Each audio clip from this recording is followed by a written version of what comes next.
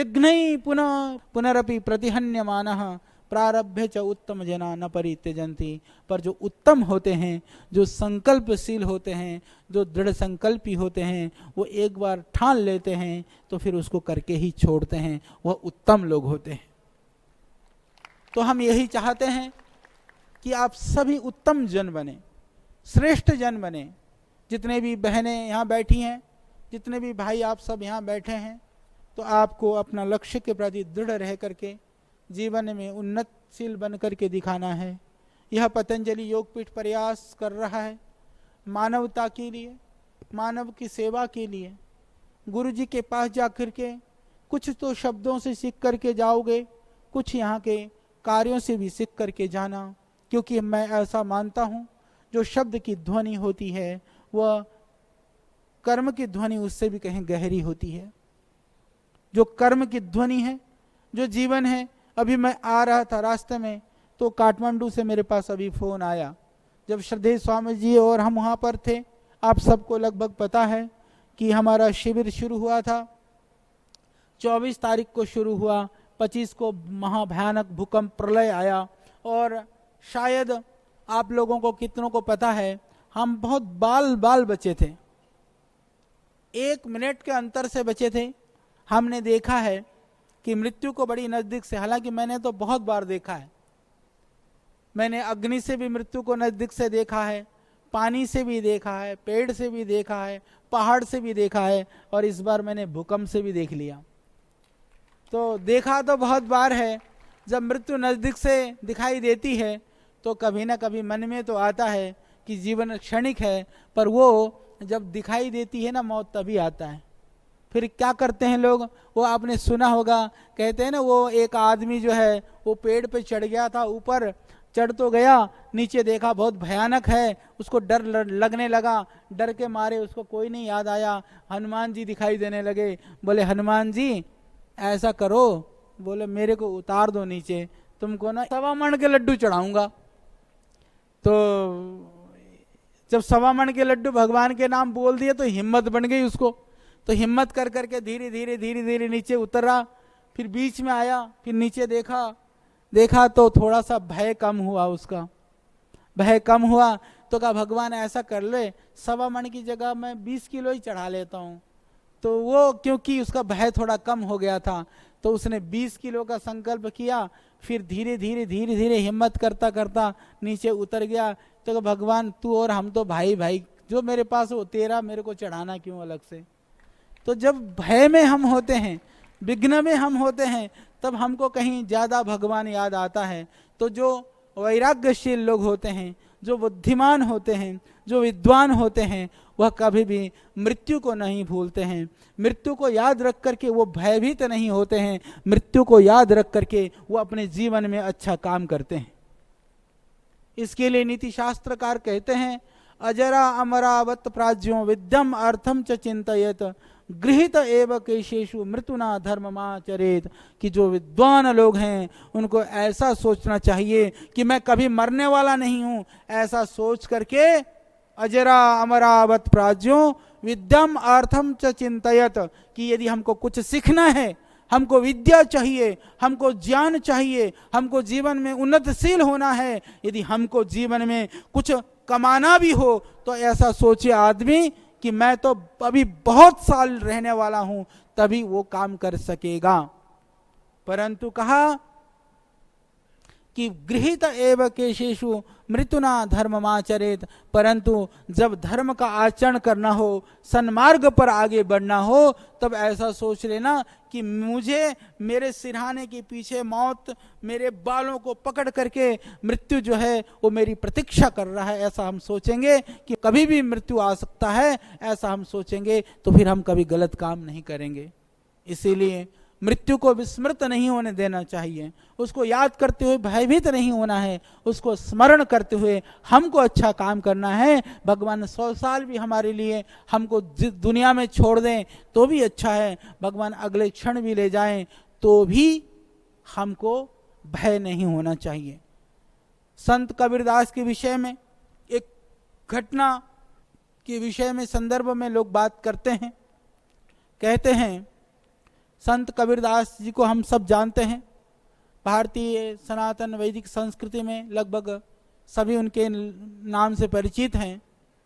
कहते हैं उनके अंदर, वो भी एक गृहस्थ थे, सदगृहस्थ थे, और उनका काम था कपड़े बुनने का काम उनके परिवार में होता था, और अंतिम समय तक वो अपने वस्त्र बुनने का काम उन्होंने कभी नहीं छोड़ा। अपनी साधना के साथ में, अपनी उपासना के साथ में, अपने भजन के साथ में अपने कार्य को वो हमेशा करते रहे। तो कहते हैं कि कोई व्यक्ति सज्जन कबीरदास जी से मिलने के लिए उनके संत कबीर जी के परिवार में पहुंचा। उसने पूछा कि संत कबीर कहाँ हैं। उनके घर में उनकी गृहिणी थी। उन्होंने कहा कबीर जी तो किसी की मृत्यु हुई है, वहाँ शमशान घाट में गए हैं। तो बनारस में मणिकर्णिका घाट बहुत फेमस है, बहुत वहाँ पर लाइन पे लाइन लगी रहती है। तो वो वहाँ से संत कबीरदास के घर में से निकल करके वो आगे बढ़ा। जाते जाते जो शमशान में जिस व्यक्ति को लेके जा रहे थे उन तक तो वो पहुंच गया। पहुंचने के बाद में उसने पूछा था, क्योंकि संत कबीरदास जी के विषय में आज जैसे कोई फेसबुक, ट्विटर और टेलीविजन तो था नहीं, तो उन्होंने पूछा था कि मैं कबीरदास जी को पहचानूंगा कैसे। तो उनकी पत्नी ने कहा कि जिनके चेहरे पर तुमको बड़ा निश्चल एक वैराग्य का भाव दिखाई दे, चेहरे पर वैराग्य हो, तो समझ लेना कि वह संत कबीर हैं। तो उसने इस बात को अपने दिमाग में बांध ली, गांठ बांध करके वो निकला। जब पहुंचा शमशान पे, जो लोगों को ले जा रहे थे वो हर व्यक्ति की शक्ल की तरफ देख रहा है। देखते समय वो देख रहा है अपनी गर्दन को उठा करके, तो उसमें भी वैराग्य है। दूसरे को देखा, उसमें भी वैराग्य है। तीसरे को देखा, उसको भी वैराग्य है। तो वो परेशान हो गया। सभी की चेहरे पर एक वैराग्य का भाव था, क्योंकि मृत्यु, किसी की मृत्यु हुई थी, उसको लेकर के जा रहे थे। तो हर के दिमाग में यही था कि देखो जीवन कितना नश्वर है, यह तो क्षणिक है, यहाँ तो पता नहीं है कितने दिन रहना है, कब यहाँ से जाना है। बस सबके मन में ये भाव था। सभी वैरागी से दिख रहे थे, पर वो बेचारा हिम्मत कर करके उनके साथ में ही हो लिया। होने के बाद में उसका दाह संस्कार हो गया। उसको मरे हुए को फूंक फांक दे करके, फूंक करके गंगा जी में बहा दिया। बहा करके लौटने लगे तो फिर उसने देखा कि सबके अंदर भी एक वैराग्य का भाव है। 2 कदम चले, 4 कदम चले और आगे बढ़े। थोड़ी देर के बाद देखता क्या है, कोई इधर मिठाई की दुकान में घुस गया, कोई उधर पकौड़ी कचौड़ी खाने के लिए घुस गया, कोई उधर भीड़ में रल गया। और आगे तक देखा तो एक ही आदमी बच गया जो उसी भाव में था। जब वो कंधे में लेकर के जा रहे थे और लौट करके आए तो भी वैसा ही था। तो उसने देखा कि संत कबीर यही हो सकते हैं। तो मैं इस बात को इसलिए कह रहा हूं, हमको जो परिस्थिति जन्य वैराग्य, वो शमशान वैराग्य था। शमशान में लेकर के जा रहे थे, उसको वैराग्य हो गया कि देख करके मृत्यु को, देख करके बीमारी को, जीवन की हताशा निराशा को, तो वैराग्य तो थोड़ी देर के लिए आता ही है। पर यदि वह वैराग्य हमारे जीवन का एक अंग बन जाए, हमारे जीवन में सततः उसके लिए स्थान हो, तो समझ लेना दुनिया के सबसे बड़े शहंशाह वो आप हो सकते हो। आपसे बड़ा शहंशाह दूसरा कोई नहीं हो सकता, क्योंकि यह जो मन है वही हमारे बंधन और मोक्ष का कारण है। मन एव मनुष्याणाम कारणम बंध मोक्षयो हो, कि बंधन और मोक्ष का जो कारण है वह हमारा मन है। इसमें मन के अंदर कोई भी राग और विकार के भावों को और उस तरह की चीज़ों को जगह नहीं देंगे, तो निश्चित रूप से हमारा जीवन भी बहुत अच्छा होगा। आप जीवन में जहाँ पर भी रह करके सच माने में जीवन जीने का जो आनंद है उसको प्राप्त कर पाएंगे। तो मैं ये कह रहा था, जब हम देखा काठमांडू में मृत्यु को बहुत नज़दीक से देखा। ऐसे ही कार्यक्रम चल रहा था, वहाँ पर सुबह का शिविर खत्म हो चुका था। फिर हम लोग 10 बजे से एक जगह कार्यक्रम था, वहाँ पर थे। तो 12 बजे तक लगभग शिविर चल रहा था। श्रद्धेय स्वामी जी का भी उद्बोधन था, हमारा भी था। फिर वहाँ पर जैन समाज का तेरा पंथ का प्रोग्राम था। जैन समाज के एक प्रसिद्ध संत हैं महाश्रवण जी, उनका कार्यक्रम चल रहा था। उसके बाद में जब शिविर कार्यक्रम खत्म हुआ, खत्म होते ही हम पंडाल से बाहर निकले 1 मिनट भी नहीं हुआ था, भयानक रूप से ऐसा लगने लगा कि पूरी धरती जो है वो हिलने लगी। पहले तो हमको लगा कि गाड़ी, मैं क्योंकि गाड़ी में बैठ चुका था, हमको लगा कि शायद गाड़ी, वो ड्राइवर भी बैठ गया था आकर के, हमको लगा कि उसने एक्सीडेंट ना कर दिया हो, कोई ना नीचे ना आ गए कोई। तो मैं देख रहा हूँ सारे लोग भाग रहे हैं और ऐसा भी नहीं लगता था कि कोई आंधी तूफान है, पर वो पेड़ यूं झूम रहे हैं। हवा तो ऊपर चलती है ना, बिना हवा चले पेड़ झूमने शुरू हो जाते हैं, क्योंकि धरती जब नीचे से हिलने शुरू होती है तो ऊपर तो कांपेगा ही। देख रहे हैं आंधी भी नहीं दिखाई दे रही है। फिर देखा बिल्डिंग धड़धड़ा करके गिरने लगी भयानक रूप से। तो मैं गाड़ी से बाहर निकला, देखा श्रद्धेय स्वामी जी, बड़ा सा पेड़ था। स्वामी जी कुछ कह रहे हैं पेड़ पकड़ो पेड़ पकड़ो, कुछ कह रहे हैं स्वामी जी पेड़ छोड़ो पेड़ छोड़ो। मैं देख रहा था, फिर कुछ लोग आए, उन्होंने मेरे को भी पकड़ लिया। हम देख रहे हैं ये क्या हो रहा है, समझ पाते। उससे पहले वो पंडाल आप देखते, पूरा टीन सेट डाला हुआ था, बड़े बड़े लोहे के, उसके ऊपर था आयरन एंगल के ऊपर, वो ढह करके यूं गिर गया। लगभग लोग बाहर निकल चुके थे, कुछ लोग अंदर थे, 50-60 लोग बुरी तरह जख्मी हुए। और वह पंडाल गिर गया हमारे सामने में, वो पूरा ऐसे बैठ गया हिलता हिलता। और बिल्डिंग भी मैंने देखा किस तरह से, बिल्डिंग को आपने गिरते हुए तो देखा होगा, तो आधी बिल्डिंग तो गिर गई पूरी तरह से, भयानक रूप से गिर गई। और आधी बिल्डिंग को मैंने, जैसे आपने देखा होगा ना, कभी कपड़ा आप कभी फाड़ते हो, कभी कोई कपड़ा फाड़ा होगा तो कैसी आवाज आती है, चर्र की आवाज आती है, ऐसे मैंने बिल्डिंग को फटते हुए देखा। ऐसी बिल्डिंग फटी, आधी बिल्डिंग इधर आधी इधर, ऐसी यूं खड़ी रही, फिर यूं हिल गई सामने। हमने देखा अब आ गई ऊपर, क्योंकि पीछे टीन सेट था, इधर बिल्डिंग इधर पेड़, साइड के जो 3-4 पेड़ थे वो भी गिर गए। भगवान को बचाना था कि जिस पेड़ के आसपास स्वामी जी थे या जहां हम खड़े थे, तो बिल्डिंग का साइड का हिस्सा गिरा और पंडाल जो है वो पेड़ के सहारे से उधर ही रुका और पेड़ भी नहीं गिरा और हम बच गए। तो भगवान शायद कुछ कराना चाहते थे। तो एक क्षण में हमने एक ऐसा भयानक मंजर, भयावह, मैंने उसको 3 शब्दों में लिखा है कि गिरती बिल्डिंग और पड़ता पंडाल और गिरता हुआ पेड़। तो ये पेड़ से भी, बिल्डिंग से भी, पंडाल से भी, तीनों जगह से हम कहीं से भी खत्म हो सकते थे। तो तीनों चीज से बच गए, पर वो बहुत भयानक पीड़ादायक एक स्थिति थी। वह दृश्य को याद करते हैं तो हमारा हृदय अभी भी बहुत द्रवित होता है। मैं इस बात को इसलिए, तुरंत हमने सोचा कि क्या करना चाहिए।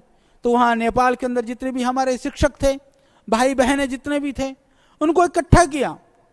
जब लोग अपने आप भयभीत होकर के भाग रहे हो, एक एक क्षण बड़ा भयानक हो, सब घर से बाहर निकल गए। थोड़ी थोड़ी देर में भूकंप आता था, लगता था कि इससे भी भयानक भूकंप आएगा, कब पता नहीं सारा ढह जाएगा।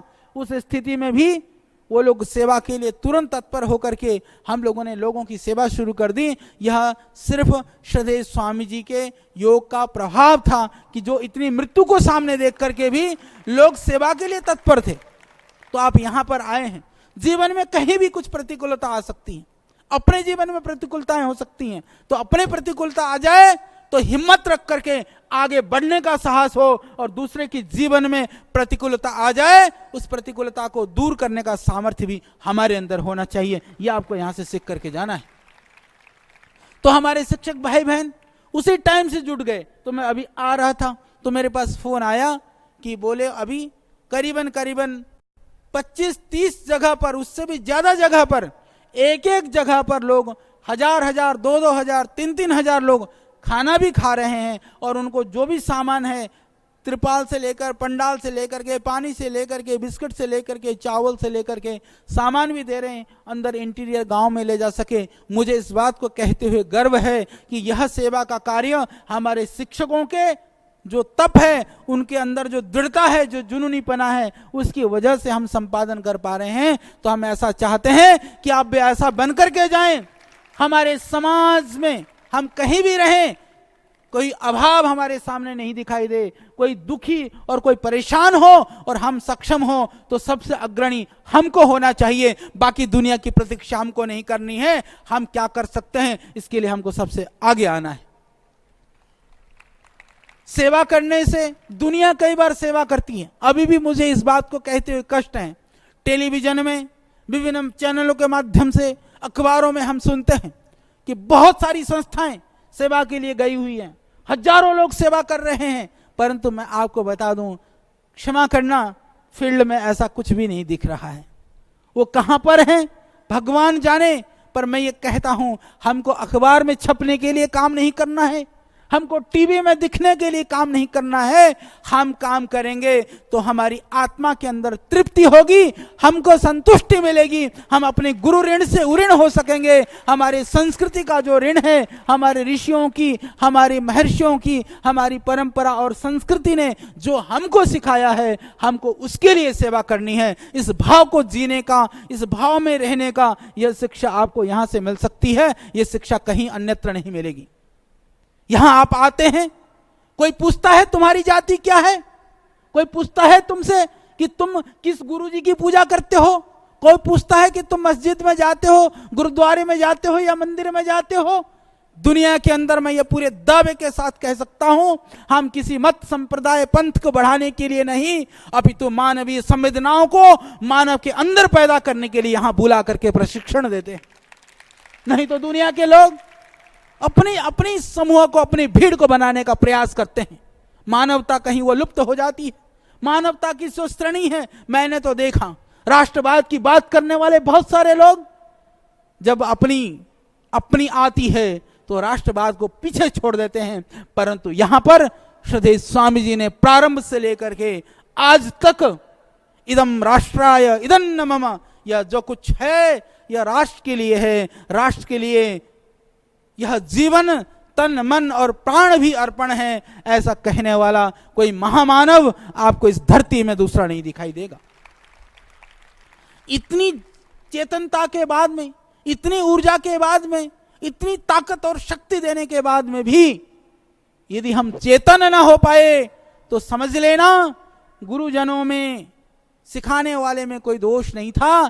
कहीं ऐसे हमारे खोटे कर्म थे जो हम मिस्री के पहाड़ पर चढ़ करके भी नमक की डली को अपने मुंह में लेकर के घूम रहे थे, इसलिए मिस्री के स्वाद को हम चख नहीं पाए। तो मैं समझता हूं कि आप ऐसे नहीं बनोगे।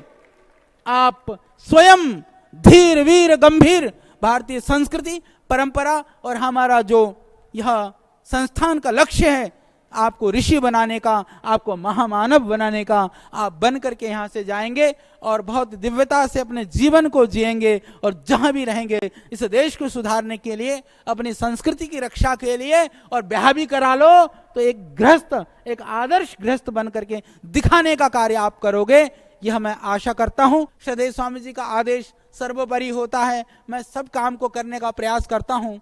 जो श्रद्धेय स्वामी जी का आदेश हो जाता है तो आप भी जीवन में प्रयास करना आज्ञाकारी बनने का, क्योंकि कभी कभी ऐसा होता है हम आज्ञा का पालन तो करते हैं परंतु उसका पालन करते हैं जो हमको अच्छा लगता है।